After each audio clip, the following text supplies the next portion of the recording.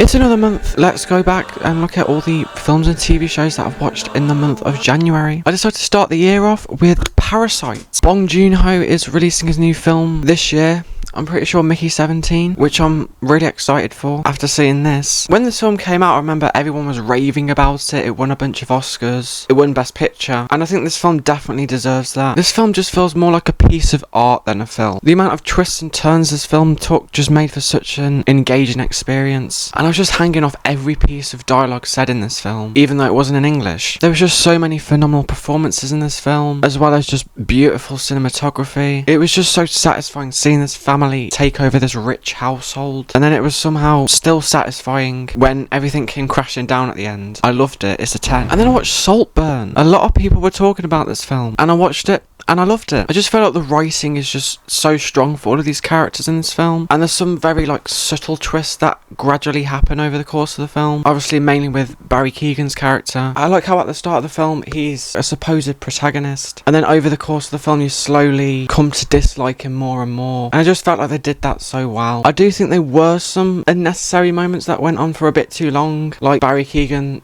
sucking up watered down cum from the bottom of a bathtub. The cinematography of the film I feel is really creative as well, and there's just so many beautiful shots that work really well because of the 4:3 aspect ratio. I really love it. Then I watched The Emperor's New Groove. This is from the same director who is directing the Garfield movie this year, so I thought I'd get a bit of a taste of his work with this film. Besides Pixar, I've only watched 2 Disney films before, Pinocchio and Chicken Little, so I definitely do need to watch all the Disney films. And this one was a really fun time, and it was surprisingly really funny. A majority of the jokes in this film were just really well written and well timed, and it's just fun seeing someone so likeable as Emperor Cusco becoming humbled a bit. It's just a fun concept. Another big standout is just the voice acting in this film, especially Patrick Warburton as Kronk. His voice just fit the character so well, and he's probably the funniest character in the entire film. You've also got the woman who sings Santa Baby voicing the villain, which I was shocked to learn. It's just such a fun time. I gave it an 8.5. And then I watched Ghostbusters for the first time. I just wanted to watch all the Ghostbusters films, apart from the Melissa McCarthy one that everyone hates, for the new film coming out this year. And this first film was a really charming watch. Obviously it's iconic, and I knew about the big marshmallow guy and the green guy, and the Ghostbusters costumes are just so memorable and iconic. It's just a really fun concept, and it's pulled off really well. I do think the black guy coming out of nowhere in the third act was a bit unnecessary. I felt like it focused on the main trio, I think, of Ghostbusters for a good majority of the film, and then I felt like the black character comes out of nowhere. I swear I'm not being racist. I mean it I just felt like there was a lot of things in this film that just felt very lame. I don't know how to explain it, but it just felt lame, but in a good way. I give it an 8. And then I watched The Hunger Games: A Ballad of Song and Snake. What? The Hunger Games: A Ballad of Songbirds and Snakes. Oh my! I watched the first 2 Hunger Games films back in 2022, and I didn't mind them. I thought the first one was overrated a bit, and then I thought the second film was really good. But I wasn't that big on them, and this prequel is just more of the same in my opinion. I thought the first 2 acts were really great, and it really builds the world of the Hunger Games out really well and introduces new aspects that were really interesting. Snow as a character was pretty likeable, and it's pretty intriguing seeing him train this girl to win the Hunger Games. But then once she won the Hunger Games and Snow got banished to the district, I found the film to just take a nosedive. Snow just became extremely unlikable all of a sudden, which I get because he's the main villain of the main Hunger Games films, but the way he turns is just really sudden. And then I felt like the writers were just desperately trying to link this to the main films and have everything connect, and I just thought it was a bit of a mess. I know it's based on a book and that, but I just think it could have been adapted a bit better. I give it a 7. And then I watched Ghostbusters 2. This is a pretty good sequel. They surprisingly managed to get everyone back from the last film in this film and give them all a place in the story. I do think some characters were written a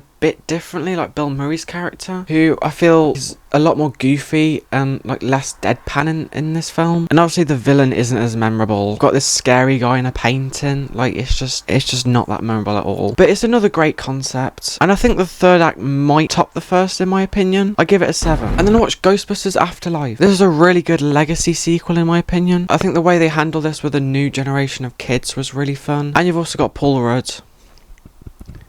I do think there is a bit of awkward writing in here, and there's some characters who might have one too many quips, but overall it's just a very turn your brain off, good time sequel, I guess. I give it a 7.5. And then watch Maestro. Overall, this is a pretty good biopic. I thought the first half of this film was extremely boring, and the only real thing I cared about in the first half was Bradley Cooper's performance, which was really good, but it was extremely Oscar baity. Then in the second half, it finally became interesting and added drama and character development that really intrigued me. I do think the ending was slightly rushed. I do think it just ends. But it's really just Bradley Cooper's performance in this film, and the way he manages to direct this film as well as act in it and create a product as good as this is just a really good thing to see. I give it 7.5. And then I watched Beetlejuice. I watched this for the second film coming out this year, and this is another weird and wacky Tim Burton film. First of all, the practical effects in this film are just so good, and it's blended so well with the stop motion animation. You've also got a really outlandish story that's very fitting for Tim Burton, and you got a really unusual performance from Michael Keaton, who plays a proper creep. It's really weird seeing Winona Ryder so young in this film as well, after seeing Stranger Things. I do think the ending was very unexpected, and I didn't know how to feel about it, but overall it's just a very Tim Burton-y Tim Burton film. I give it an 8.5. And then I wanted to start watching some of Hayao Miyazaki's films. I probably mispronounced that really badly, but yeah, I watched Nausicaä Valley of the Wind. I just wanted to enjoy this film more. I feel like it has a similar feeling to Dune, with this weird world with poisonous air and weird sand creatures. And to be honest, I didn't like Dune that much, and yeah, I found this a bit boring. I like Nausicaä as a character and how fearless she is, and you got Patrick Stewart voicing the old guy.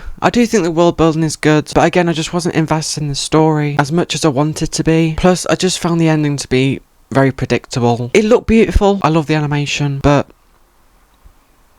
I give it a 7. Then I watched Napoleon. I know a lot of people aren't big fans of Ridley Scott's recent films, but I thought his newer Alien films were actually pretty good. And this is just a really well-made, epic biopic, in my opinion. I do think a lot of things about this film feel very basic and risk-free, but I feel like a historic movie like this doesn't have to take that many risks. Obviously, the battle scenes in this film are just phenomenal, and they just felt so grand, but also really brutal. Joaquin Phoenix does a great performance as Napoleon. I feel like it's a bit more subtle than his other performances, but it works really well. I think a big problem I had about this film is that I didn't really care for any of the characters outside Napoleon. A lot of the dialogue just makes a lot of these characters just so one note and forgettable. Like, I wanted to be more invested in Napoleon's relationship with Josephine, but I just didn't care because their relationship just wasn't explored enough, really. I think there's a lot of pacing issues as well, especially around the second half, where people would just be talking and talking and talking, and I just didn't care about what they were saying. Overall, it's good. I give it 7.5. And then I watched Prisoners. This is from the same director as Dune, which again, I wasn't the biggest fan of when I saw it. I just wasn't as invested in it as some other people were. I'm sorry. But this film was just perfect. I found the story of this film to be so intriguing. Probably most intriguing plots to a film that I've seen. And I just didn't want it to end, which is a good sign that I'm liking a film, in my opinion. The performances from everyone here were just phenomenal. You've got Jake Gyllenhaal playing a guy who aggressively blinks all the time, and then you've got an angry Hugh Jackman. There's so many tense moments in this film, most notably the drive to the hospital at the end, which is the most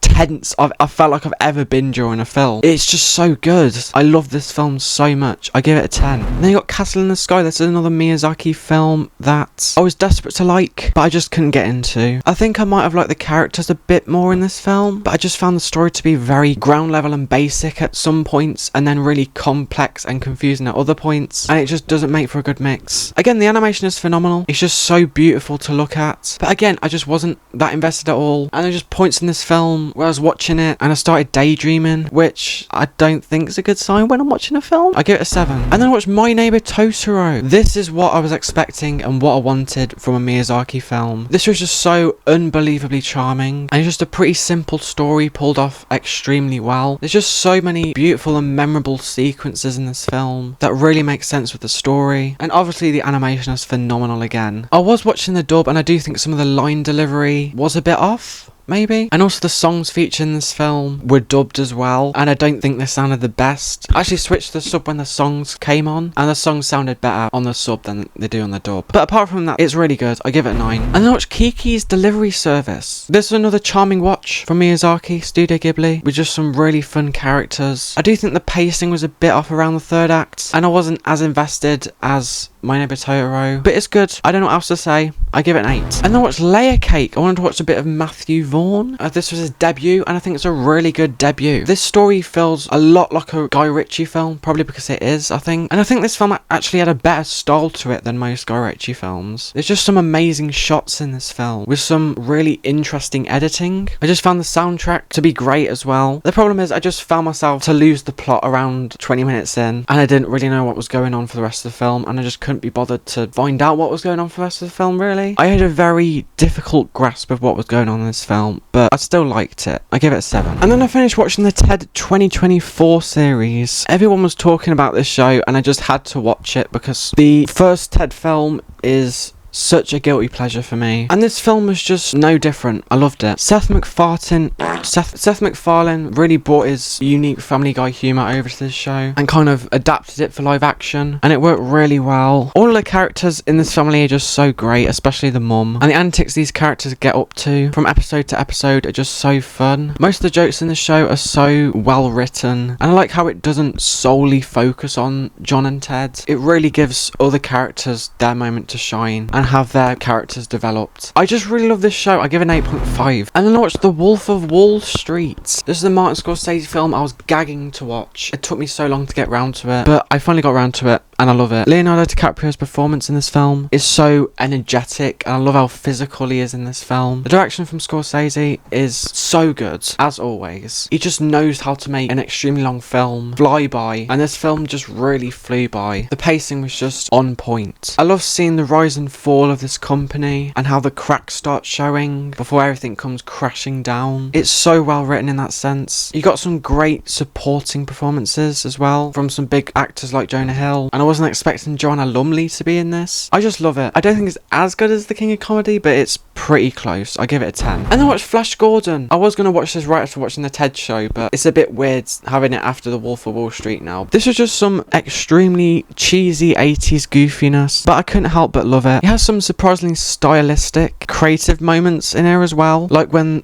this guy's memory was getting erased and it was playing all the events of his life backwards. I thought that was actually a pretty interesting concept. Again, like, very cheesy. I'm obviously a big Queen fan, and I've heard the Flash theme so many times now. When a soundbite from that song came up, I could actually quote it. Flash himself was just such a boring and forgettable character in this film, and he just makes everyone else stand out in contrast, especially Prince Sultan, played by Brian Blessed, who just does such a fun and over-the-top performance. The practical effects are not too bad as well, and it does really feel like everyone's on this weird planet. It's just fun. I give it a 7. And I watched Porco Rosso. There's another very solid Miyazaki film. It has a fun concept, a fun story, and it has a lot of heart to it. I didn't expect Michael Keaton, of all people, to be doing the English dub for this film, and he does a great job voicing a pig. I wasn't as invested in the story as I wanted to be, which is the case for a lot of Ghibli films so far, but there are some standout moments in this film that are just so profound and beautiful, like the flashback with the floating planes. Obviously, the animation is phenomenal again as well. I give it an 8. And then I watched Kingsman: The Secret Service. Here we got a bit more of Matthew Vaughn. For some reason I watched this filmography out of order. This is just such a good spy action movie in my opinion. The action in this film is so fun to watch, and the camera work is just so great. I found that story to be so enjoyable as well, and the twists and turns the story takes is so fun. I wasn't expecting this film to have such a stacked cast as well. You got Samuel L. Jackson, you got Mark Hamill, obviously Taron Egerton, who plays a very likeable lead as Eggsy. I do think the CGI isn't the best in points, and I don't think the third act is as strong as the first two, but the whole spy stuff is so fun, and this movie is just so fun. I give it a 9. And then I watched Kingsman: The Golden Circle. This movie is probably the goofiest thing I've seen in my life, and I just loved it. It feels like on the same level of Spider-Man 3, where the villains have some weird motives, the writing's not as good, but yet it works so well.